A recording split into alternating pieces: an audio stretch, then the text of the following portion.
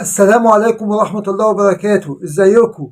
النهارده هنكلمكم عن شارع من شوارع القاهرة الخديوية، شارع صبري أبو علم، وهنكلمكم عن مين صبري أبو علم.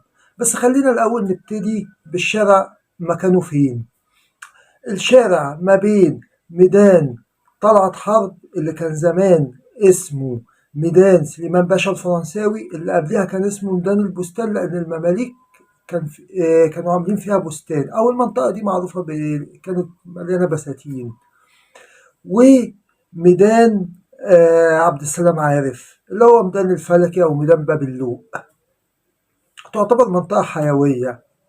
مين بقى صبري أبو علم؟ عشان كتير مننا ما يعرفش مين صاحب اسم الشارع دوت.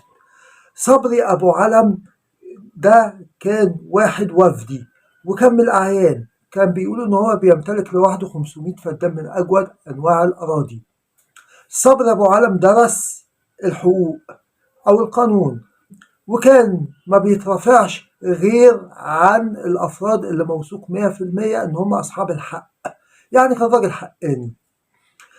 بعد كده دخل الوفد وبقى عضو بارز فيه، وكان ساعتها الوفد بيضم نخب من المجتمع المصري، وفضل يعلى في الوفد لحد ما وصل لسكرتير عام الحزب.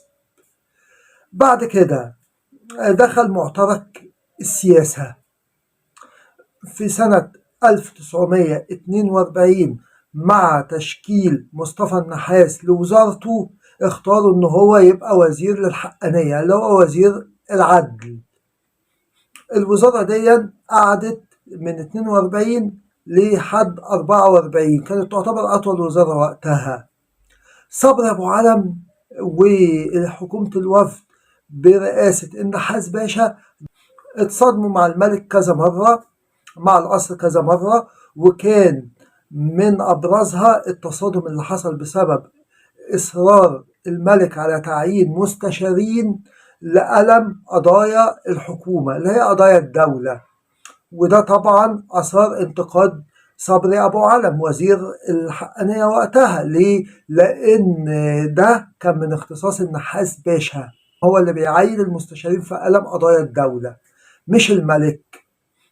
فدخل في صراع مع الملك وصدام، لدرجة ان هو احتد على حسن يوسف اللي هو مندوب القصر وقتها، احتد عليه بشدة ودخلوا في صراع، مما ادى الى رضوخ الملك لكلام صبري ابو علم. ومع الانتصار دون حكومة الوفد قدرت تطلع قانون مهم جدا اسمه قانون استقلال القضاء. ده من منجزات الوفد وقتها، وكان القانون دون صدر في سنة 1943. بعد حكومة الوفد اتشكلت حكومة تانية برئاسة إسماعيل باشا صدقي، في صدام مع الوفديين، وطلع قانون المصادرات صدر فيه كل الصحف المعارضة بما فيهم الوفد نفسه. صبري أبو علم مسكتش، راح أسس جريدة تانية سماها جريدة صوت الأمة.